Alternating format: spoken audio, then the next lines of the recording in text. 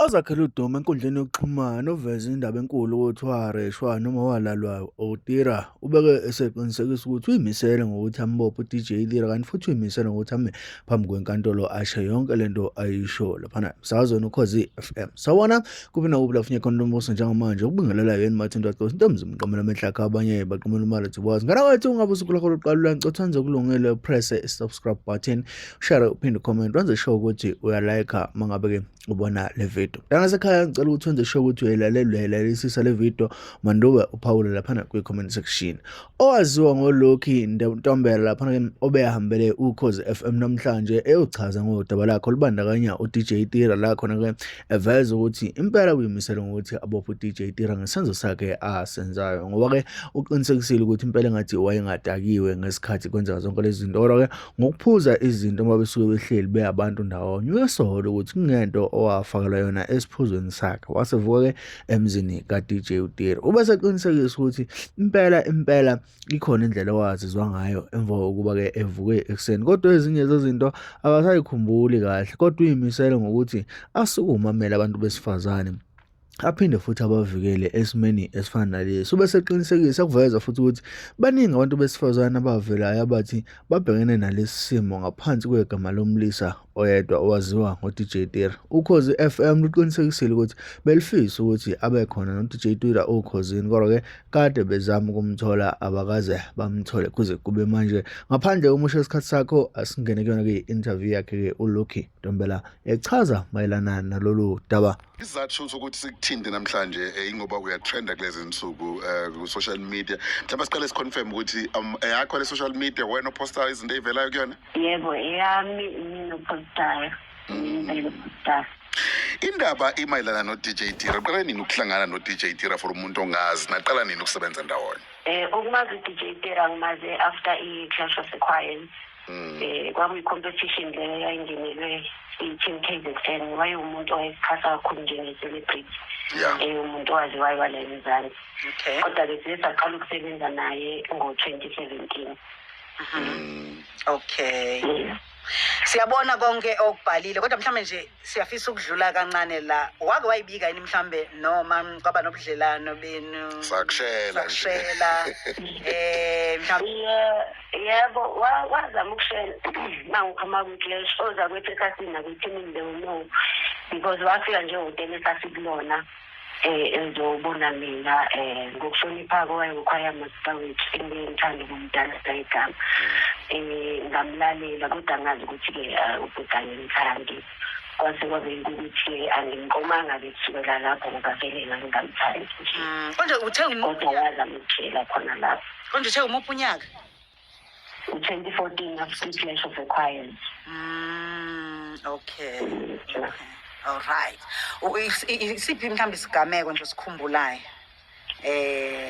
Mhlambe khona nani ke nadlula mhlambe emanzini amponjwana? Kulolu suku engikhuluma ngalo ngikukhumbula kwaMamanzi amponjwana ayengekho sithi ngoba sasi ku-photo shoot. So nje sasibhizi sikhumula sigqoka yabona nje ukuthi sishutha lento leyo for i-album le-Afro Summer 17. Angikhumbuli ngempela kulokhu uzodakaya ngifuna manje angikhumbuli. And then yini ikhumbulayo ke ngalolu suku kwase kwenzekani le kwenza ukuthi usolo ukuthi khona into eyenzeka? Okungangenza ngithi ngaya kwakhe or okungijikisa kwakhe ukuthi i-studio from i-studio la sasikhona kwakuzoba seduzane ukurequesta from his house to my home. Okuwukuthi vele-ke wayenganqami ukuthi asibizele u-Uber yabo uma kuyizinto zemsebenzi. So nakhona lapho kwakuyena ngangizolinda yena ukuthi uma eseqedile akakwenzayo angirequestele-ke bese ngikwazi ukuya ekhaya. La ngabe sengithuka khona ukuthi hayi ngisengivuka kanjani manje ekuseni la eduzane kwakhe ukuthi angikho ekhaya uyabona. Kanti-ke futhi okunye engingathanda ukuthi kwazeke ukuthi kwakhe ne-studio kuyigcekeni bodwa. So uba bengibona lapha abantu bekhomenta bethi wawufunani nakwakhe kwathiwa bathi kuyigceke nje lilodwa ekuhlukeni nje iminyango but kuyinto eyodwa. So yeah ngangilinde khona ukuthi angirequestele kwakhe-ke angazi ukuthi kwabesebenzakalani-ke. Ngiyacabanga futhi njengomuntu phela uma ufikile futhi he offered me some food or a drink eyayangenzanga ukuthi mhlawumbe ngizengcine ngine-blackout ukuthi ngiphaphameke eceleni kwakhe. Uphaphama ngayikhathi zini? Ngiphaphama njengakusasa ekuseni. Ngizokhumbula futhi ukuthi kwakuyisonto ngoba uma ngivuka uyafika kancane ngqondweni ukuthi ngaphezulu wayengagqokile yena ne. But angimpenyanga ngamfica ngamanye wayengagqokile ngaphezulu. Kuba ukuthi ingqondo yami ithi it's a Sunday. Ngiyibone futhi kancane eshaweni ngigeza. Ngiyibona sengigqokile. Leyo nto engikhumbuza ukuthi kwakuyilolo suku i-outfit engayigqokile on that day because i-outfit engashutha ngayo kwi-photo shoot. And it was a Sunday because yabona makade uhleli nesithandwa sakho umuntu then useyakuvalelisa and ngithinta ngendlela engathi nje ucomfortable yabo yimi ngedwa odidekile ukuthi ayilokuyenzakalani la engathi usenanokunengi ukuthi engathi befisa ukuthi umuntu uhambayo yayibona yonke. And I was like no ngicela ukwenza into right endisandini mina ngicela ungirequestele ngenkonzweni. From there-ke ngasuka ngaya straight enkonzweni. Futhi usuku lami-ke liphelela lapho yonke into nje was like very nyane yabo uma ngathi usaphupha usadidekile usayibuza nje ukuthi kahle kahle kwenzakalani nje.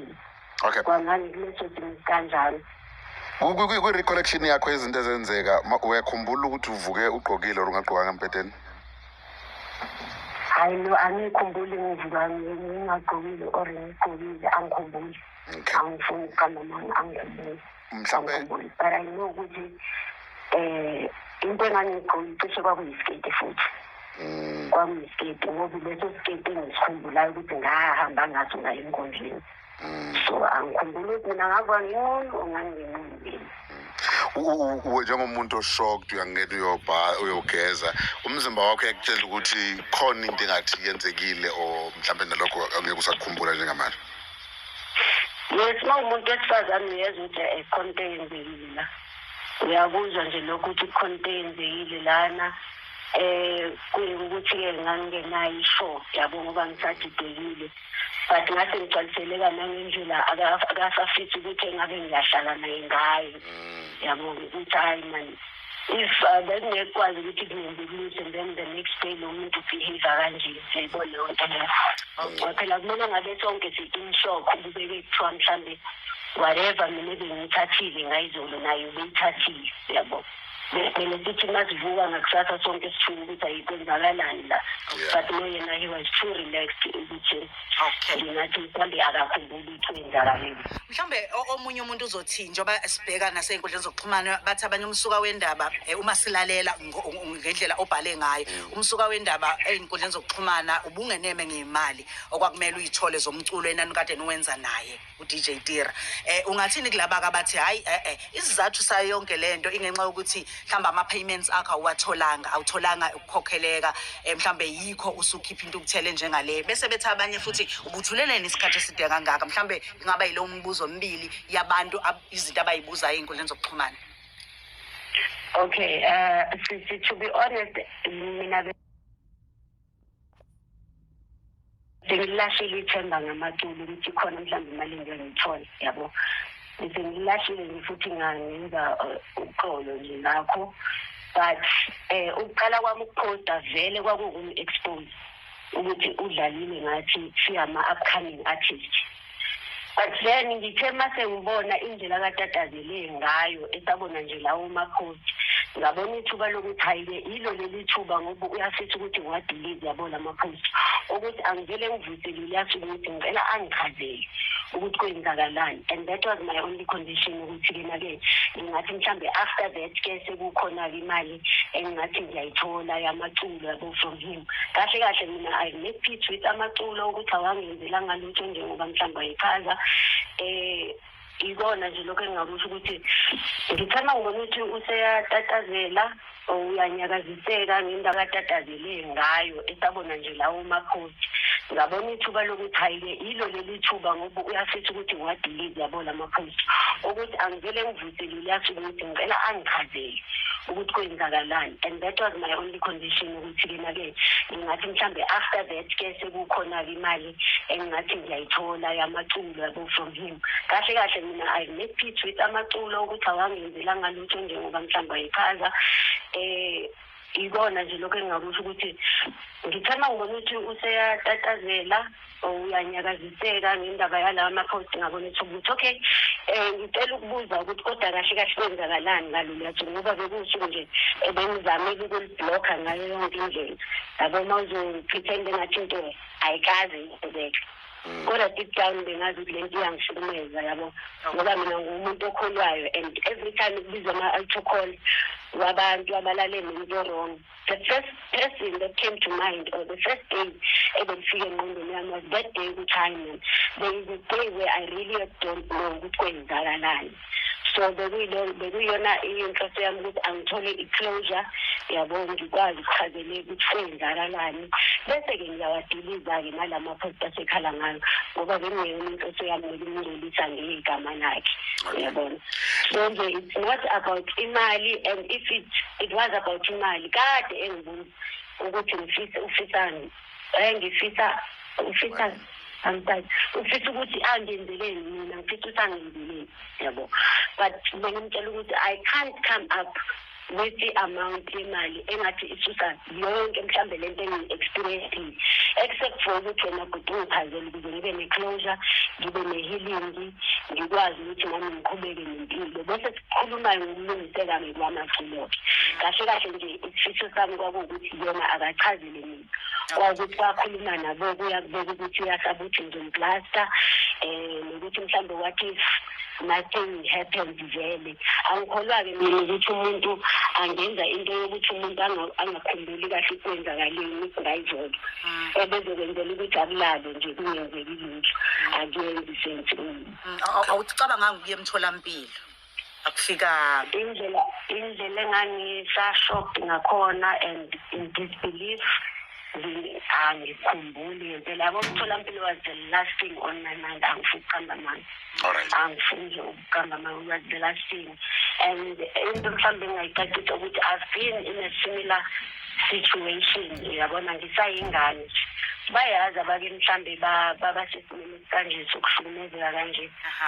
Ngisayingane abantu bayizinto ezikanje empilweni yami, and lokho kuhlungu bokubona abantu bekhale ngibathandayo, bokubona nomndeni wangale uhlukumezeka. I don't think I was ready ngo-2017 to go through a similar situation. Manje sekumele ngibhekane nomhlaba wonke njengoba ubona nje kuma-social media wami ukuthi manje kwenzakalani, ngiyathukwa yabo. Ngathi nje khona abavele badilizwa ibhasi bangithuka, of which nabo angibagce kakhulu, and I pray ukuthi uma kuwabantu besifazane engathi uNkulunkulu angabavikela ney'ngane zabo ayivikele, nje mina ngiyabaxolela. But this story is my truth, and now I feel like it's the right time because sengikhulile ngokweminyaka, ngokomqondo, even spiritually. I don't think back then ngangaba nawo amandla okumelana nalento esengibhekene nayo manje. And phela u-DJ Tira umuntu omkhulu kabi kwi-industry ukuthi ungavele uthi ukhuluma kalula kanjalo ngento efana nale. Yabo. Look, Asivale, ngiyazi ukuthi nawe uyasho ukuthi uyababona bayakuthuka basho ezinye izinto. Lapho kufanele sikubuze lo mbuzo noma ubrutal njalo. Abaningi bakhala ngokuthi ufika wathula kwaze kwayimanje. Ubungenankinga if ukuthi ubezokhokhela imali yakho. Indaba yaqala ngendaba yemali, then uzuqalile. Bazabasebenzisa amagama ukuthi uzama ukugibela phekwe igama lakhe eleyibrand aselakhile. Kumuntu onomqondo onjalo nokukhuluma kanjalo, uyingathini response yakho yokuthi uzama ukucekela phansi career yomuntu wawuthulile wawungenankinga nakho usevumbuka manje? Ngiyacabanga ukuthi kuma-screenshots engiwathathile and bengisakustressa namanje ukuthi akusisi isifiso sami ukungcolisa igama lakhe.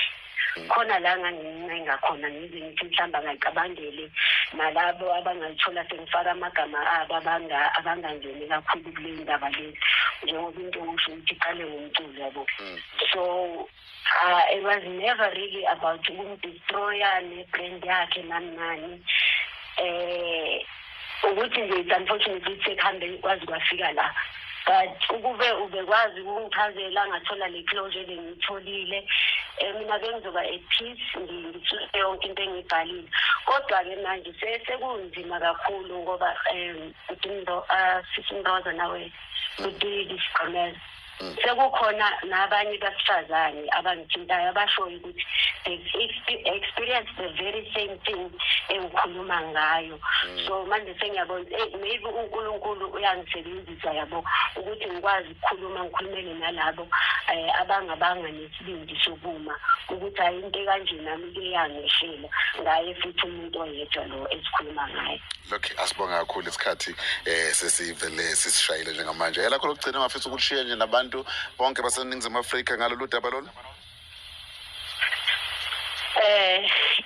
Istory sami injalo nje bafethu iqiniso lami leli futhi I am willing to even go to court ngime phambi kwemantshi ngichaze njengoba ngichaza nje ngiyabonga kwabangisupportayo kwabangithukayo nabacabanga ukuthi mhlawumbe ngidinga ama-followers ningithuke niqede bafethu bese angifollowisha-ke kulungile kodwa nje ngiyacabanga ukuthi bakhona abazosizakala abanye besifazane abazokhona ukuphumela ubala bekhulume ngenkinga ezifana kanje ngoba kusuke kunesiko ukuthi-ke umuntu esifazane uyibizele into ekanje yabo and kuba buhlungu uma usugqekeka engathi manje iphutha lakho wena umuntu esifazane.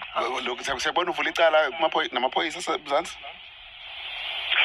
Izophelela khona uma ngibheka kaba ngoba namanje incazelo angingayitholi.